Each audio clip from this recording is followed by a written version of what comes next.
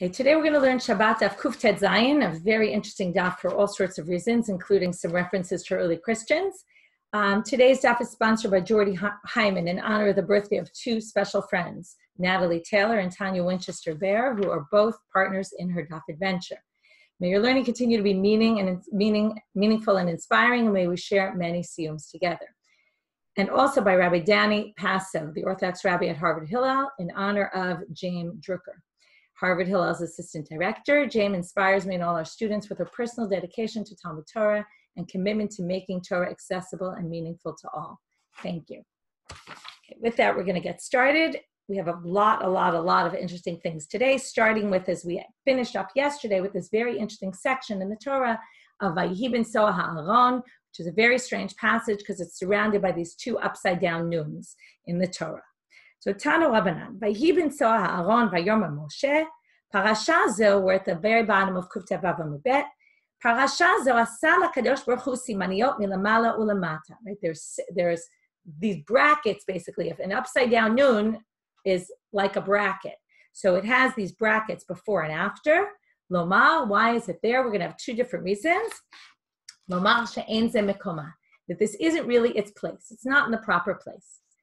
Rebbe Omer, lo min Hashem hu zeh. Okay, so now we're going to see why is it not exactly in its proper place. Where is this section by Vayihi ben Soah ha'aron? So the beginning of Sefer Bamidbar starts off with a description of the way the Jews camped in the desert. And then it starts talking about how they're going to move in the desert. And then when they blow the chatzotzrot, the trumpets, and then they're supposed to know what to do. And it's setting up the entrance into Eretz Yisrael. Then there's a weird section about Moshe, who turns to Chovav, which they assume is Yitro, his father-in-law, and he says, I want you to come with me. I want you to be my Einayim. I need your help. In the desert, we can't manage without you. It's a very strange section because Yitro doesn't actually answer. We don't actually know, did Yitro come with him or not? And all the Mepharshim try to figure out. You would think the whole section is Moshe's trying to ask Yitro to come, and it doesn't say in the end whether Yitro comes. Then it says they left Har Hashem, and they started moving, and then these upside down nuns, Vayihi ben Soah ha'aron vayomer Moshe, as if they're about to move. And then the next section is Vayihi ha'am kimitonenim ra b'einei Hashem. And then it starts saying that, Boznei Hashem. Starts saying, and then all of a sudden the people start complaining, and that starts the whole mess of Sefer Bamidbar, where one thing leads to another, and it leads to the Chet HaMeraglim. They don't end up going into the land. And this is a very critical section. As Rav Soloveitchik points out, it was really the turning point where everything went wrong here. And we'll talk about that in another minute. So one is to say it has these upside down nuns, to say it's in the wrong place. It really belongs somewhere else. Where does it belong? We're going to see later. It belongs in the Degalim. Now, it's unclear whether they mean it belongs in the beginning of Sefer Bamidbar, where it talks about all the flags of each of the camps, or is it mean just a little bit earlier in that chapter? Rebbe Omer, lo min Hashem hu zeh. It's not for that reason. Ela b'pnei shesefer chashuv hu b'fnei atzmo. It's its own book in and of itself. Keman azla hada amar Rabbi Shua bar Nachmani, amar Rabbi Yonatan, according to who is the following source. Chatzva amudei hashiva. It's a pasuk from Mishlei. It starts off with Chachmot banta beita. Chatzva amudei hashiva. That intelligence built or wisdom built its house, and it has 7 pillars holding it up. What are the 7 pillars? This is a reference to Elu Shiv'ah Sifrei Torah, right? We all know there's 7 books of the Torah. Okay, no, we don't. We know there's 5 books of the Torah. What's all this idea about 7 books of the Torah? Well, in fact, they're going to say, this goes Kiman Ki Rebbe. This must hold like Rebbe, who said, this is a book in and of itself, which, by the way, explains everything we saw yesterday about the 85 letters. Vayihi ben Soah ha'aron is like a whole book of a Sefer Torah in and of itself, which is why if there's 85 letters, which is the amount of letters, then already the Sefer Torah gets saved from a fire. Anything less than that is not significant. But what do you mean it's a Sefer Torah b'fnei atzma? What does that mean? So Soloveitchik in his famous shiur about Bahalotcha says that really this was supposed to be the book of the Jews entering the land of Israel. And Moshe was supposed to go with them, and that's what should have happened right now. And that's why there's these nunim, because what happened here was that everything went wrong at this point. And because everything went wrong, they didn't end up going into the land. And then you have the end of Sefer Bamidbar, which is the next book, so to speak, which is all the mess ups. And then you have Sefer Devarim, which is Moshe's speech to the people because he's no longer going to enter the land. and that theoretically that was supposed to be a book of the Jews entering the land. And everything went wrong, and he talks about what happened. It was the desires of the people. They wanted meat, they wanted this, and that took the best of them. So I'm going to get back to that in another minute. Let's go on for one more minute. So now they say, Man Tana de Palagale de Rebbe. So who's the Tana who disagrees with this approach? Rashbag, it's Rashbag, de Tanya, right? We assume someone disagrees because there's two, right? There's Rebbe says it's because it's a Sefer B'fnei Atzmo versus the opinion that said this is in the wrong place. So Rashbag is the one, de Tanya, as it says in the following Braita, Rashbag Omer, Atida parasha zo sheteaker mikan. It's in the future, it's going to be uprooted. V'tikateh bimkoma. This really isn't its place. At some point in the future, it will be written in its right place. V'lama ketava kan. Why was it here? Kedei lafsik ben poranut rishona leporanut shniya. It's to separate between two bad things that happen. We don't want to have two bad things up against each other. It's almost like we talked about the other day, not having two kedushot next to each other of Yom Kippur and Shabbat, right? It's almost too much. Here we have the reverse. We don't want the poranut next to the poranut, so it's there to split between the poraniyot. But this is a little strange because didn't I just explain that it was all good until this point and it became bad after? So it's a little bit of a strange question there. So the Gemara asks, what is the poranut rishona and poranut shniya? Poranut shniya mahi vayiyam kimidoninim. Okay, well that makes sense because it's splitting between two things. One is what happens right after, which is the people complained. But what's the problem? What's before? Before everything seems perfect. So poranut rishona vayis'u mehal Hashem. What does that mean? They left, they traveled from the mountain of God. That doesn't sound like a bad thing. And famous Rashi on this on the Torah, where Rashi says it's like tinok haborech mibeit hasefer. It's not that they've moved, it's how they moved. They ran out of there like a tinok running away from school. It's actually appropriate on the last day of school in Israel, right? That, running away from school, it's all that big excitement. Oh yes, last day of school, we're out of here. So what happens? I actually, for the first time I saw this, there was a note in the Schottenstein which says this, I never realized. It's a drasha. I always thought it was, they left from Har Hashem, it was how they did it. But the word mehal can be pronounced mahel, fast. They ran fast out of there. Okay, the other thing that's very interesting is, so that's what the Gemara says. I actually think there's a different possibility of interpretation of, and by the way, Rashi explains that what really happened was the Asafsuf, which is the people who came out of Mitzrayim with them and joined the Jewish people, and they caused all these problems, which comes up a few psukim later after the people complained. He explains that there, when it describes it, it's describing something that happened beforehand. It's saying, and by the way, before this, the Asafsuf, and that's really what happened beforehand. And there's reference to it here, I think also. Right. He says, "B'toch shlosha yamim lemasa'am hitavu ha'asafsuf ta'ava litraim al habasar kedei limro b'kadosh baruch hu." Okay, and that happened actually before. But my theory is, and I researched this once, that the whole section on Yitro and Chovav is really the downfall. That's the poranut rishona, because what happens in that section? First of all, it's very interesting. All throughout the Torah, there's this theme of Tov and Ra, and we start off with Eitz Hadat Tov Ra, and there's all this balance always between the Tov and the Ra. And this section, by the way, right, Vayiyam kimitonanim Ra b'oznei Hashem. Immediately you see the Ra. And if you look in the section before with Yitro, it talks all about, and Vaya Tov Asher Yetiv Imanu Yetiv Imcha, and I don't remember the exact verses, but it's all Tov appears there over and over and over, and Moshe keeps saying, all the good that God bestows on us will bestow on you, and please come with us. And why is Moshe is begging him, really begging him? Seems very inappropriate. Moshe has God. What does he need Yitro for, right? He says, you'll be our Einayim. You know how to navigate. You can help us in the desert. But he has God. He doesn't need Yitro to help us navigate. So what's going on here? My theory is that Moshe lost confidence. And that when a leader loses confidence, that causes the people to lose confidence. And that the real poranut was Moshe starting there. That's where he starts his downfall. When he starts questioning and needing Yitro so desperately, that's why it doesn't matter if Yitro comes or not. That's not the important part of the story. The important part of the story, why the Torah is saying it, is because it's reflection on Moshe and how desperate he was feeling at that point.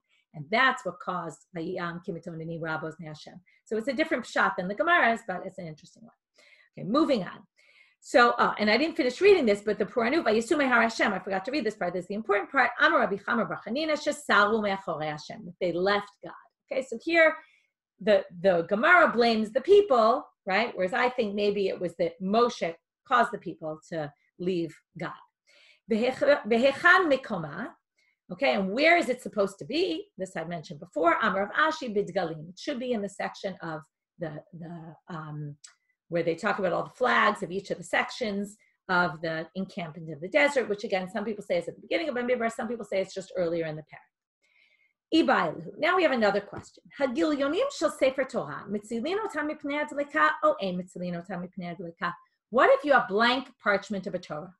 Okay, let's say the Torah was cut up into pieces and you have these blank parchment parts. So are you allowed to save those from a fire? Do they have sanctity to them or not? So what source are they going to bring? Tashma, why don't we learn it from here? Sefer Torah Shabbalat, the Sefer Torah starts falling apart. Im yesh bo lelaket 85 otiyot, if it has 85 letters, kigon, parshat vayibin so Aaron, mitzilim, v'im lav, ein mitzilin. So what do you see? V'amai, tepuk le mishum gileyon didei.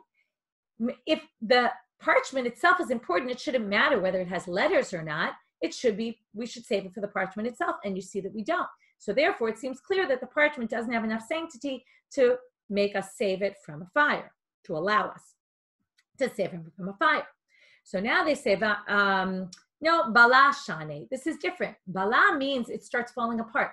If the letters are falling apart, then probably also the whole parchment is falling apart, in which case, maybe they did have sanctity, but at this point they're falling apart, and that's why we don't save it. But maybe if it was intact and not falling apart and the parchment was in good shape, then maybe you would save it from a fire. So we're going to have, by the way, I should just preface it by saying 5 attempts to come up with an answer. This was our first. Each attempt is going to fail. In the end, we're not going to have an answer.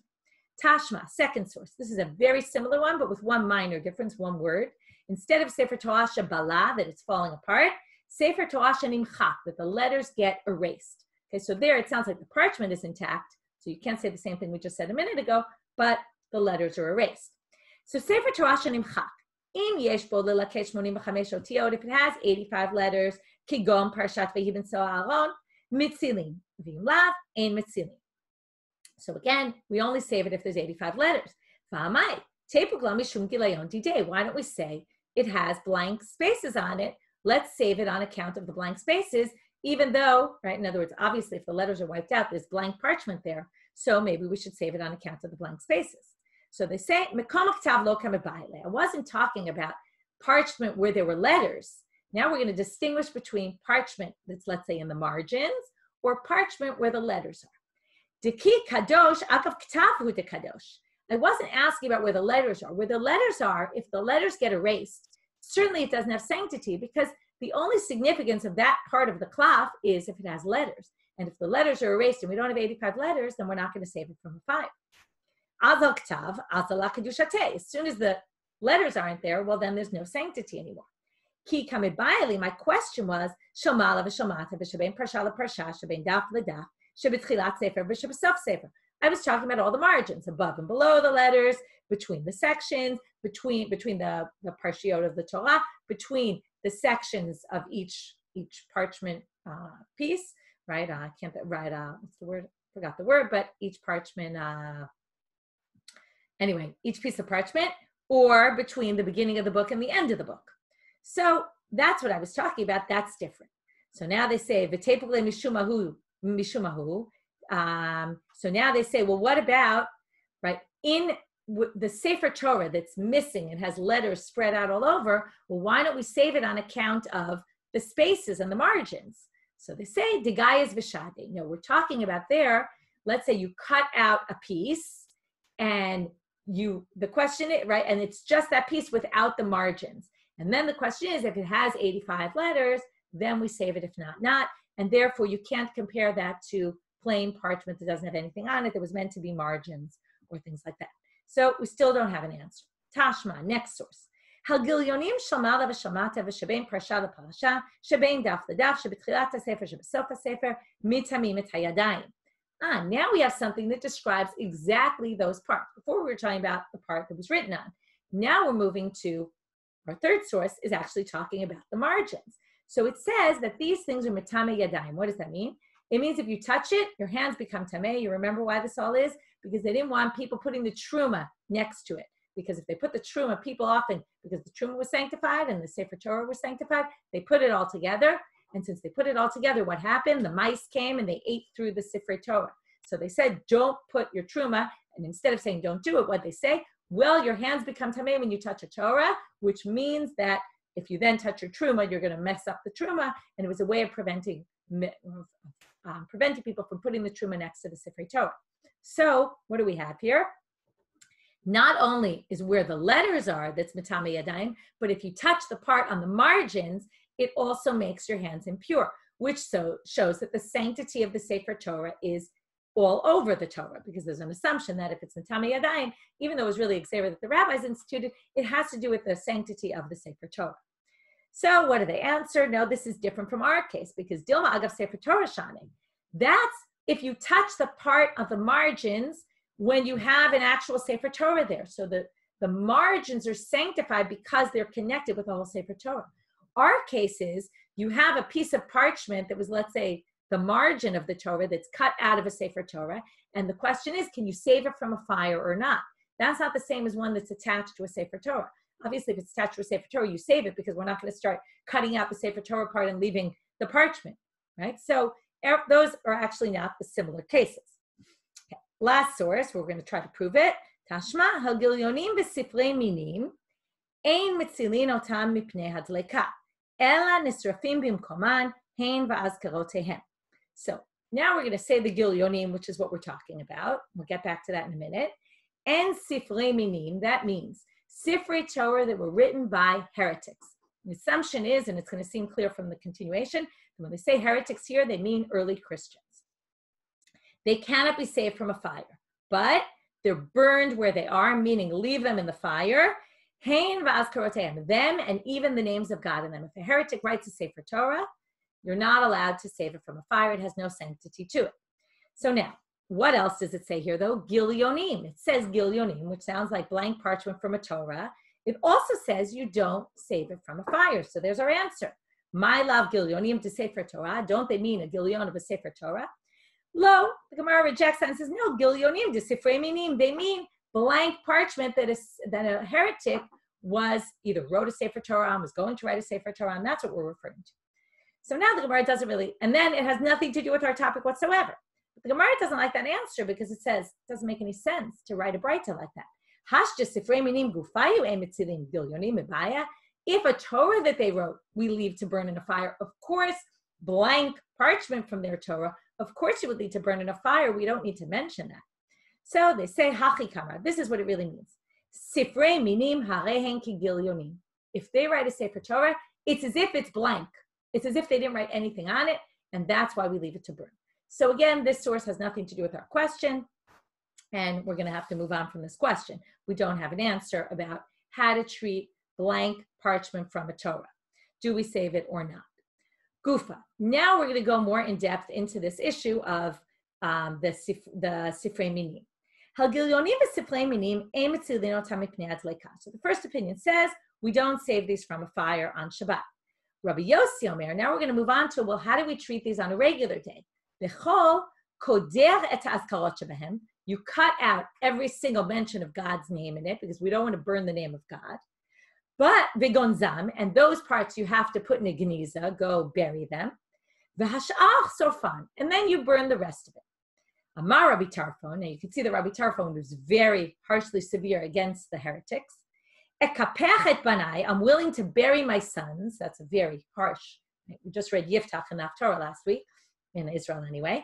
I'm ready to bury my sons. She'im yavo liadi, right? If I get hold of one of these, any of these comes to my hands, shani esrof otam ve'et azkarot shebehen. Meaning, I swear on the lives of my children that if this ever came into my hands, a Sefer Torah written by a heretic, I would burn it, including all the names of God in it. Okay, right? You have to be careful never to swear in the name of your children, which is what we learned from Yiftach. But anyway, right, he didn't even swear in the name of his children. He just swore about the next thing that comes out of my house. But anyway, he says here, right, he's very, very harsh and severe about this. I would burn the entire thing. Why does he say this? If somebody's chasing you, we always say pikuach nefesh overrides everything. He doesn't really think so. He says if someone's chasing you to kill you, back to our snakes, and a snake is pursuing you, you can go into a house of idol worship, which we always say is the absolute worst. But do not go into a house of a heretic, okay? That's right, very harsh.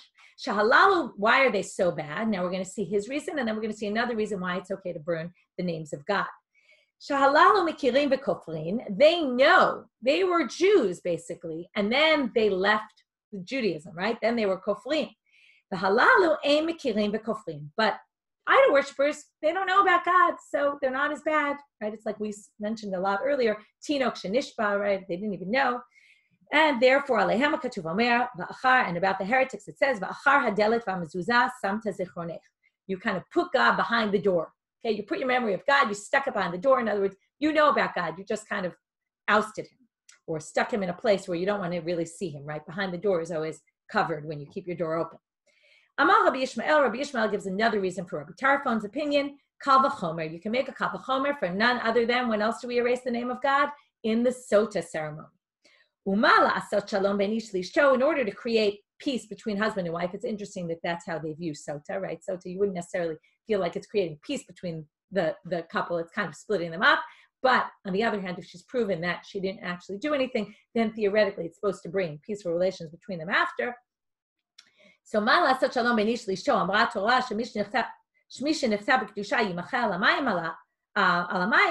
so if in order to make peace between husband and wife, we say God's name, which was written, can be wiped out, right? It's part of the ceremony. We erase the name of God. So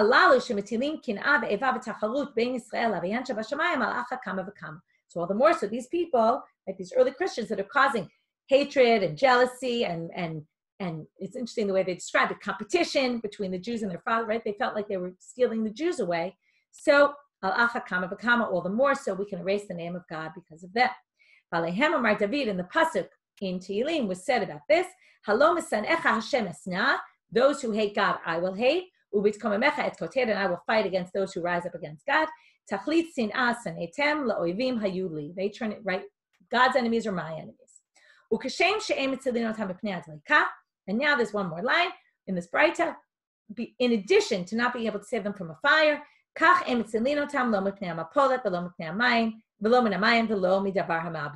you can't save them not if an avalanche fell on them, or not, or a building fell upon them, or not if they were drowning in water, or getting wiped out in water, or not for anything that's going to wipe them out. Okay, some people say that this is talking about on a regular day. In other words, if you ever see anything happen to these Sefer Torah, since they're written by heretics, just let them be destroyed. Some people say it specifically means Shabbat. It's unclear what this is adding in addition. If it's talking about Shabbat, what it's adding more than. We don't save from a fire. But again, remember, the whole issue with saving from a fire was we're worried you might put out the fire. In these cases, there's not the fear of putting out a fire, so maybe that's why you would have thought maybe it would be okay, but they're telling you not. So again, debate about how exactly to read this line. So now we ask them the following question. Hane Sifrei Debei Avidan. What are Sifrei Debei Avidan? So Rashi explains that they would have these, the Minim wrote these books, or maybe it's a little unclear whether they were written by Minim or not, but there were these places where they did these big debates between the early Christians and the Jews, and they had books there, like Sifrei Torah, so that people could pull them out off the shelf while they're in the debate and quote from here, quote from there. So I was thinking it's kind of like going to a public library in a foreign, not in Israel, let's say, and a non-Jewish public library, and they have Sifrei Kodesh, right? Who wrote these books for them? Right? Were they written by Jews? Were they written by heretics? So the question is, how do we treat them? So these books that are in Beit Avidan, what can mitzilim otam mipnei adlika ein mitzilim? So he answers him with a very ambiguous answer, im v'lav v'rafya biyad, right? Sometimes he said yes, sometimes he said no, but right, it was very wishy-washy, or maybe it doesn't, he just means, I don't really know. Rav lo azi lebei avidan. Now we're going to learn that Rav would never go there. Okay, he didn't want to engage in these debates between the early Christians. V'kol sheken lebei nitzrafei, and all the more so bei nitzrafei, which apparently was a house of idol worship where they would also have these debates. So in other words, that's even worse because it's in a house of idol worship. Shmuel would go to engage in these debates. He just wouldn't go to the house of Avodah Zarah, but he would elsewhere. Amrulei Rava, my time aloati lebe'avidan. So now the heretics come to Rava and they say to him, why aren't you going to Beit Avidan to engage with us in debates? Amar lehu, he said to them, Dikla planya ika ba'orcha. There's a big palm tree in my way and it's very hard for me to get there. Okay, obviously he's making excuses. He doesn't want to tell them that he really doesn't want to engage in debates with them. Vikashale, right? And it's difficult for me to pass it. Ne'akre, so they say, fine, we'll uproot it for you and then it'll make it easier for you to get there. Duchte kashali, he says, no, but then there's going to be a big ditch and how am I going to get over the ditch? Right? He's trying to make excuses. He basically doesn't want to go to Beit Avidan. Mar bar Yosef Ana, here comes somebody else. He says, Mar, the son of Yosef, says, Ana minai hu ana, I'm one of them. Now, he doesn't really mean I'm a heretic, but he's saying, I'm friends with them, I can get along with them, I have no problem, right? I'm very open-minded, I can engage in conversation with them, and it doesn't affect me, right? He says, V'lo mustafina minai, and I'm not nervous about them messing me up, I have no fear about this. However, the Gemara tells us, Zim nechada azil ba'u l'sikune. One time he went there and engaged in debate with them, and he endangered his life. Now, whether they wanted to kill him, or whether he maybe almost became an early Christian, they convinced him, right? It's always dangerous when you engage in these debates. Maybe you'll be convinced and they'll have good arguments, and and the Gemara is trying to warn you against this. Okay, here now, if you have a regular Gemara in front of you, you're going to start with the story of Ima Shalom and Rabban Gamliel. But if you don't have the regular Gemara in front of you, but let's say you're looking in the Scheinsalz or the Koren, they actually have a small section which is removed because of the censor from, and there's another word later that's going to be changed because of the censor, and they have something else there. So it says there, now if you know their books, the Christian writings are called, in the ancient Greek, they were called evangelion, okay, which is like evangelical. So right now, we're going to have drashot, so to speak, in quotes, on the word evangelion. Okay, what does it mean? So Rabbi Meir havakarile aven gilayon. Okay, aven is iniquity, okay, or a sin, right? Aven, there's aven with an aleph, aven with an ayin, okay, avon with an ayin. Aven gilayon, it's a gilayon of sin, okay, gilayon, like a parchment of sin. That's how you get aven gilayon. And Rabbi Yochanan havakarile avon gilayon. It's a gilayon that causes sin. Okay, so the real root of the word means bringing good news. And they're trying to say, really, it's the opposite, right? They're trying to darshan it in the negative, and you can see why this was taken out by the censor. Now we're going to get to a story about a particular Christian official who was a judge, who was corrupt. And we're going to see how Ima Shalom sounds to me like a drug bust. Okay, when you do a drug bust, what do, right? The cop comes and tries to buy drugs from the drug dealer and trying to set him up. So here we're going to have a big setup by Ima Shalom. It's interesting that the story, it starts off with her. You imagine, it sounds like she initiated this, even though it's really her and Rabban Gamliel together.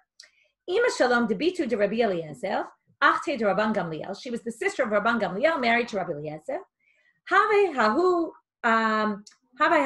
philosopha b'shivavute. There was a philosopher in her neighborhood, which means one of these early Christians. They also call them philosophers. He was known that he tried to establish his name, that he was really not corrupt at all, never took bribes.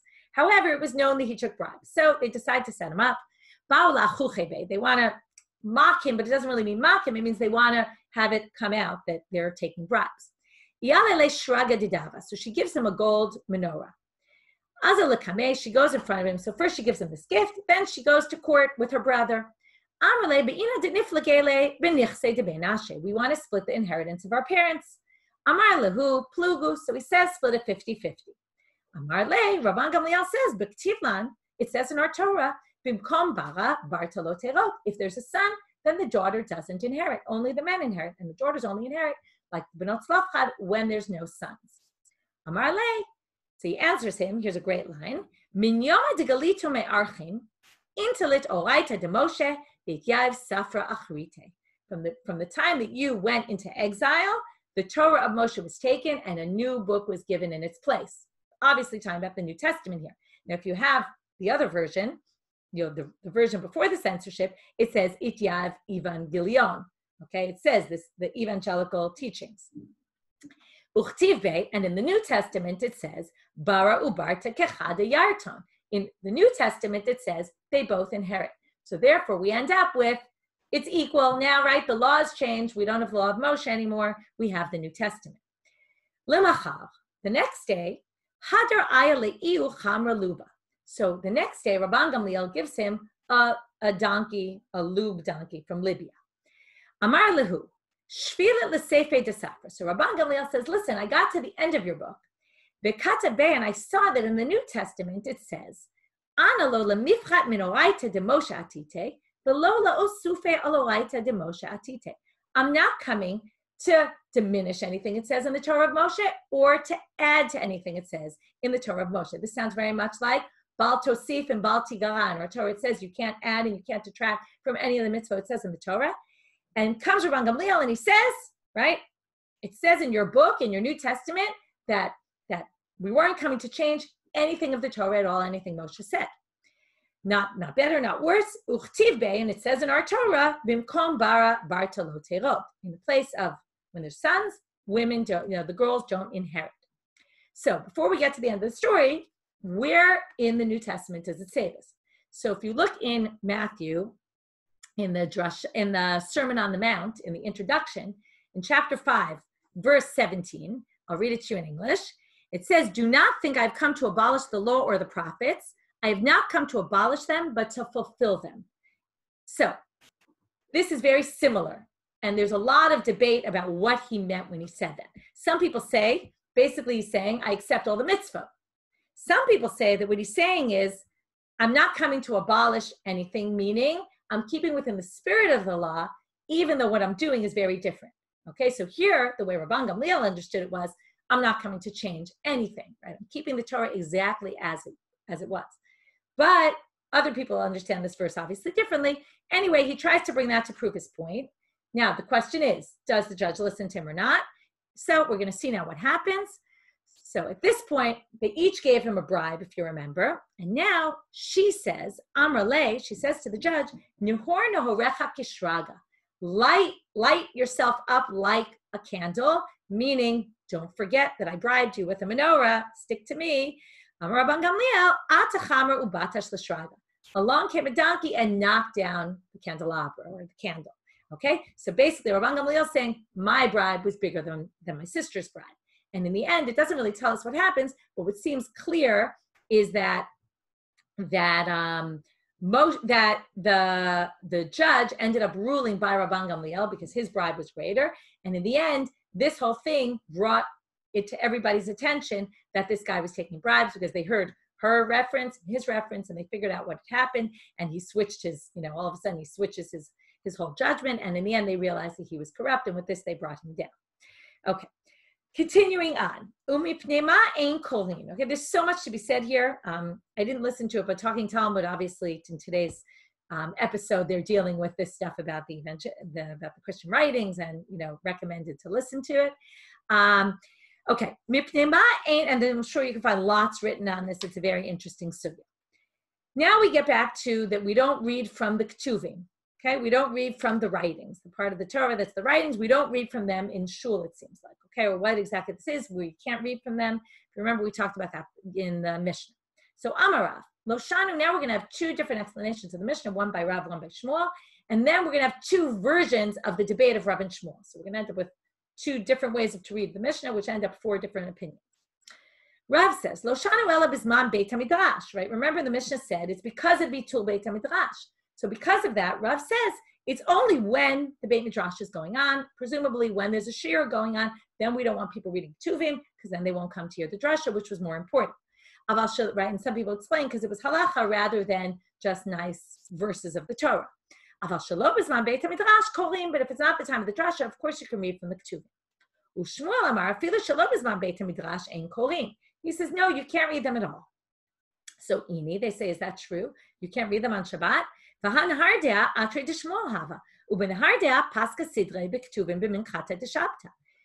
came from Nehardea, and in Nehardea, it was known that they read from the Haftorah in Minchan Shabbat. We don't have Haftorah in Minchan Shabbat, but they read, the only time we have Haftorah in Mincha is on fast days and on Yom Kippur. But they apparently read from the Ketuvim, not just the Haftarah, but the Haftarah was not from the Nevi'im, but from the Ketuvim, not from the prophets, but from the writings. A Minchan Shabbat. And in fact, Rav Hai Gaon says that in their day, apparently in the time of the Gaonim, which is a few hundred years later, they still did this. Okay, and some people say, there's some Tehillim that some people say in Minchan Shabbat, they say that comes from here. It could be a remnant of this minhag.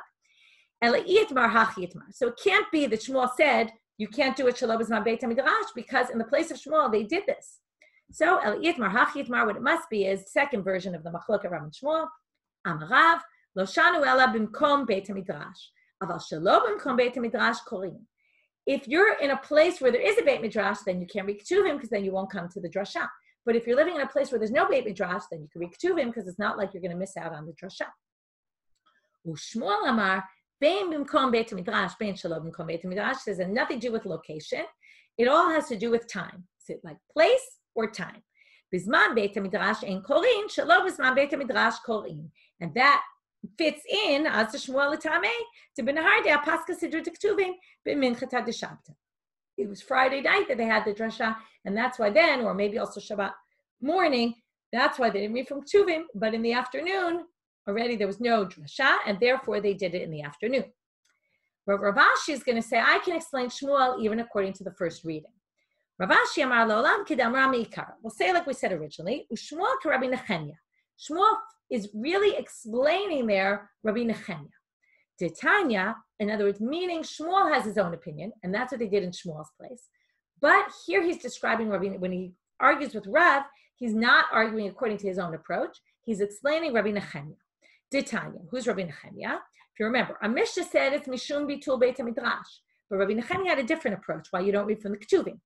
Af al pi shamru kitvei HaKodesh ein korim bahem, aval shonim bahem, vidorshim bahem. You can't read from them, but you can review them in your head, I guess. Vidorshim bahem, and you can make a drasha about the Ketuvim. Nitzrach lepasuk mevi bero'ebo. You can't read from them straight, but if you're in the middle of a drasha and you want to quote something from them, you can open up your book and you can quote from them. That's fine. Amar Rabbi Nechemya, mipnei ma amru kitvei kodesh ein korim bahem. Now, in this brayta comes Rabbi Nechemya and he says, why can't you read from them? Kedei sheyomru, and we mean specifically on Shabbat, kedei sheyomru b'kitvei kodesh ein korim v'kol shekeh b'shitrei hadyotot. Again, we get to these boundaries they made around the halacha, which is we don't want people reading business deeds and things that have to do with business, because that will lead them to do business dealings on Shabbat. And therefore, we don't want them reading even the Ketuvim, because I guess they have less sanctity than other things. And I'm not really sure why people will confuse them, but there's this concern that somehow if we allow them to read the Ketuvim, then they'll think they can also read other things that are written, which could be business-related issues.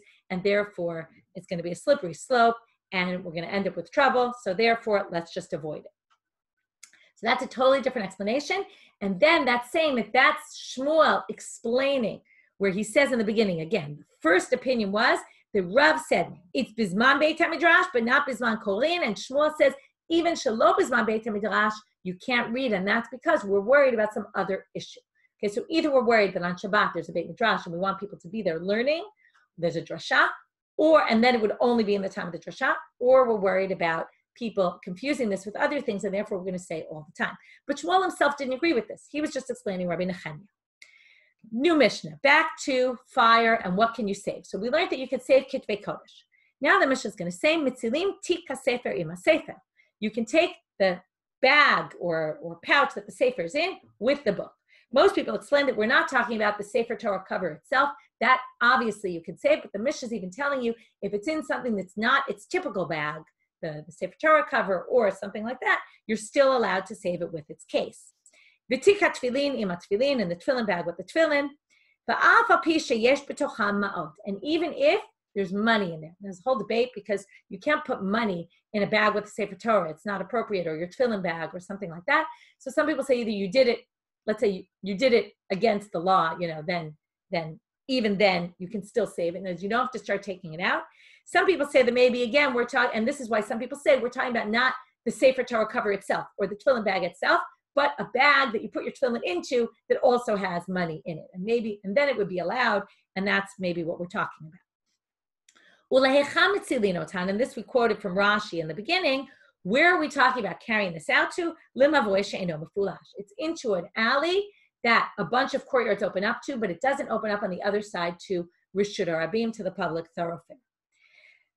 Ben Betera Omer Afla Mefulash. She says you can even take it out to a Rishut Rabim, to a Mavoy, an alley that opens up into the public thoroughfare. Obviously, there's more of a concern if you take it out to there that you'll end up in the public space. Right? No one thinks you're allowed to take it to Rishut Rabim, but they're saying you could take it out to a Mavoy. Depends on which kind of Mavoy. There's a machlok. Tana Rabbanan. Now we're going to quote a Braita that eventually will connect with our Mishnah. Right now, you're not going to really see the connection. Arba'asar shechal liot b'Shabbat. We're talking about the 14th of Nisan is on Shabbat. What do we do on the 14th of Nisan? It's Erev Pesach. They would sacrifice the Korban Pesach on the 14th, and then they would eat it that night. One of the things you do is you take off the skin of the animal. So what's the problem? It's Shabbat. You're not allowed to take off the hide of the animal. But of course, for Korban, you're allowed to. So mafshitina to Pesach, but according to Rabbi Shmuel ben Rabbi Yochanan ben Broka, he says, Ada chazeh. You take off the hide of the animal, you flay the hide until the point where you get to the chest, because you have to take out the innards of the animal to burn them on the altar. You can only get to them if you flay the hide. But once you get to the part where you need, then you're not allowed to do any more because you're done with what you needed. That's the Rabbi Shmuel ben Yochanan ben Broka. Chachamim omrim mafshitim et kulo. You can flay all the hide. You're finished with what you needed, so we don't allow you to do any more. My time. But what's the reason of the rabbis? Everything we do for God is for the sake of God, for respect for God. And what does that have to do with here? What's respect for God here by flaying the entire animal? So 2 answers. Rabbi Yosef Amar Shalei Yasliach. If we leave the hide on, what's going to happen? It's going to keep the heat in and it'll eventually become putrefied. Rava Amar Shelo Yehei Kodshe Shamayim Mutalim Kinevela. We just don't want you to leave it like an animal that just died where you leave the hide on it. That doesn't look nice. It's not respectful.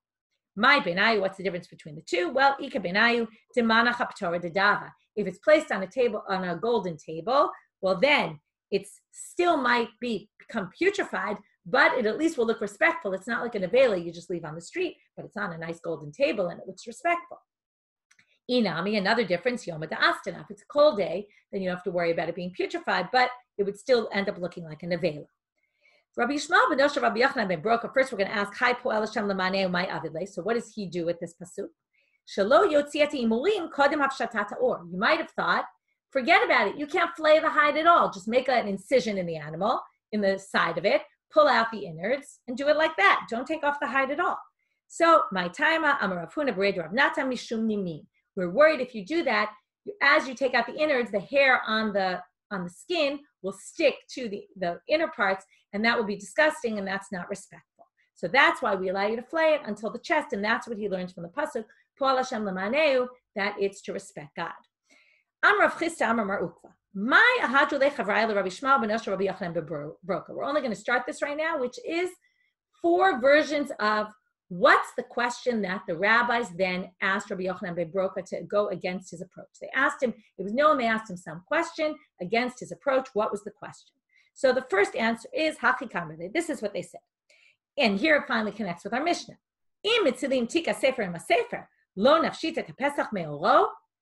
If we allow you to save the tik with the book and money even that's in it, then obviously we should allow you to flay the entire hide. Now, what's the connection? Unclear. I'll give you one of the explanations. What basically we're saying in the Mishnah is, once you save part, we allow you to save the Sifrei Torah, we allow you to save everything that goes with it. So likewise here, when you're flaying the hide, once you're doing part, may as well just finish the rest. But the Gemara says that's a crazy question because there's really no question there. Mi dame, these two aren't similar. Hata tiltul. With the money, we're talking about allowing something that's muksa, that's only Rabbanan. But hacha malacha, this is a malacha d'oraita, to allow flaying the hide. So that doesn't make any sense. So Amar Rav Ashi has a different explanation of the question, and we'll end with today with the question. Bitarte pliga. They're actually arguing about 2 things. We thought they were arguing about 1 thing, it's really about 2, and the question's really on this first thing, which we didn't realize.